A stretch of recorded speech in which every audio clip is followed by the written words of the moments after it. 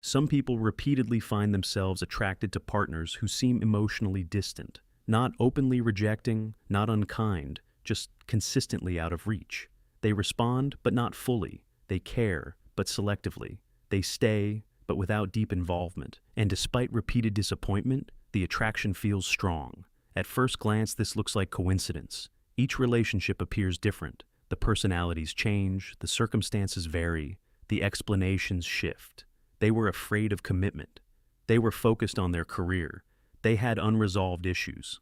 The surface story feels situational. What often goes unnoticed is the recurring emotional structure beneath it. Emotionally unavailable partners rarely present themselves as obviously closed. They may seem independent, self-contained, even intriguing. Their restraint can be interpreted as maturity or strength. The slight emotional distance creates space for interpretation. And in that space, the more invested partner often begins to fill in meaning. The dynamic does not begin with pain. It begins with intensity. Small signs of attention feel significant. Delayed replies create anticipation. Inconsistency produces heightened focus. The relationship feels alive because it is unstable. Stability, in contrast, may feel flat or underwhelming. Most people in this pattern do not consciously seek distance. They often describe themselves as wanting closeness, commitment, emotional safety. This is what makes the pattern difficult to identify. The intention and the outcome contradict each other. Because the early stages feel exciting rather than threatening, there is little reason to question the attraction. The discomfort appears gradually, often after emotional investment has already formed. By that point, the focus shifts to how to make it work instead of why this feels familiar. The deeper issue is not about unavailable partners alone. It is about why emotional unpredictability can feel compelling instead of destabilizing. And that question points beyond the relationship itself. Patterns of attraction rarely begin in adulthood. They usually take shape much earlier, in environments where emotional connection followed a specific rhythm. A child does not analyze emotional availability. They simply adapt to it. If attention from caregivers was consistent and predictable, closeness tends to feel calm and safe. But if attention was inconsistent, warm at times, withdrawn at others, the child learns a different emotional logic. Connection becomes something that must be monitored and maintained. Small signs of approval feel important. Distance feels like a problem to solve. For example, imagine a parent who is loving but emotionally preoccupied. Sometimes they are fully present, other times they are distracted, stressed, or unavailable. The child cannot control these shifts, but they can adjust their behavior. They may become more attentive, more accommodating, more focused on keeping the relationship stable. Over time, emotional inconsistency becomes familiar rather than alarming. In another scenario, a child may grow up with a parent who values independence and discourages overt emotional expression.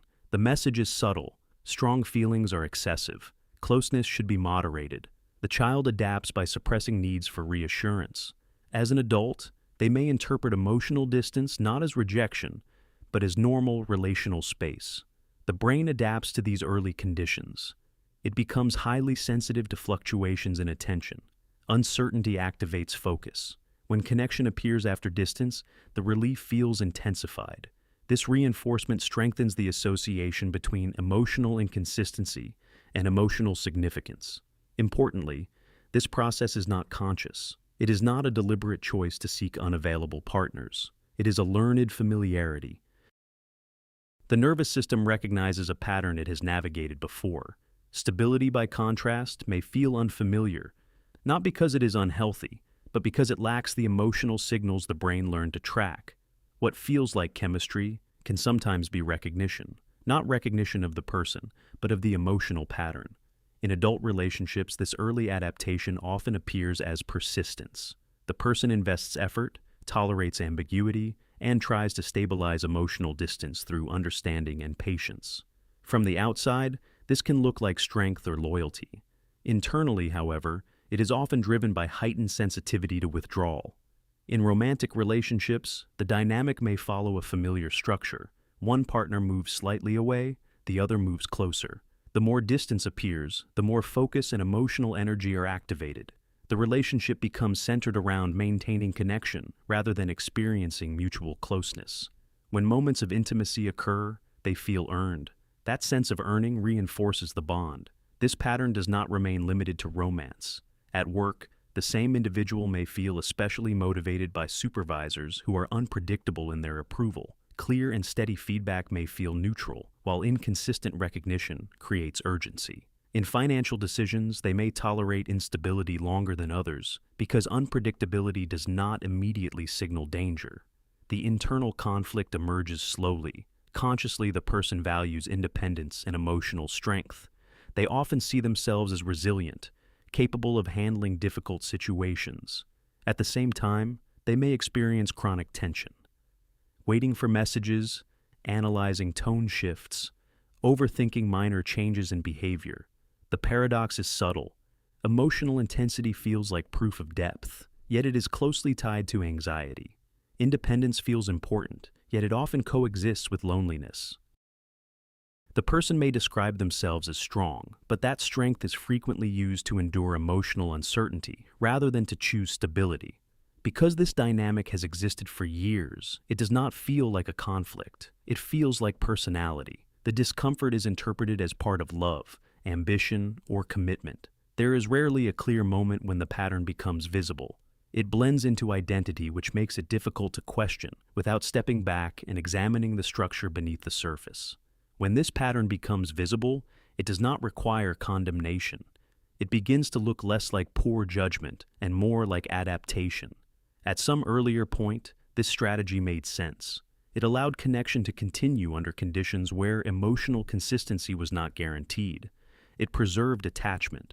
From a developmental perspective, that is not weakness. It is intelligence shaped by circumstance. Understanding this changes the emotional tone around the pattern. Instead of asking, "Why do I keep choosing the wrong people?" the question shifts toward, "What feels familiar to me and why?" That shift reduces self-criticism. It introduces curiosity, and curiosity creates distance from automatic repetition. Awareness does not instantly change attraction. Emotional systems do not reorganize simply because they are understood. What changes first is interpretation.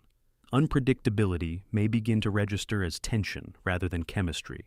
Stability may feel unfamiliar, but no longer automatically dismissed as boring. The nervous system still reacts, but the reaction is observed rather than immediately followed. There is also a subtle recalibration of responsibility. The person may notice how much effort has gone into maintaining connection, monitoring, adjusting, anticipating. That effort once felt necessary. With awareness, it becomes visible as a choice rather than an obligation. Importantly, this model is not inherently good or bad. It is coherent. It reflects a learned association between distance and significance, recognizing that coherence often softens the internal conflict. The paradox of strength and tension becomes clearer. Resilience was built to manage instability, not necessarily to select it. Over time, familiarity can expand.